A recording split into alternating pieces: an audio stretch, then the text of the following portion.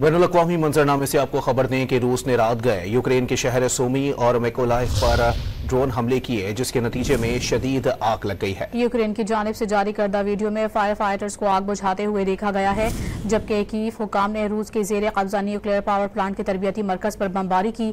आज खुसूसी एलची कैथकेलॉग में सिक्योरिटी, दिफाई ताउन और रूस पर आयद पाबंदियों से मुतालिक अहम उमूर पर तबादला ख्याल करेंगे।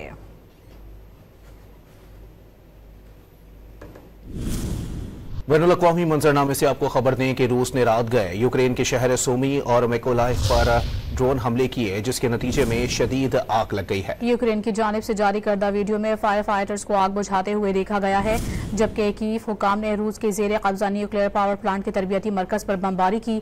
आज खुसूसी एलची कैथकेलॉग में सिक्योरिटी, दिफाई ताउन और रूस पर आयद पाबंदियों से मुतालिक अहम उमूर पर तबादला ख्याल करेंगे।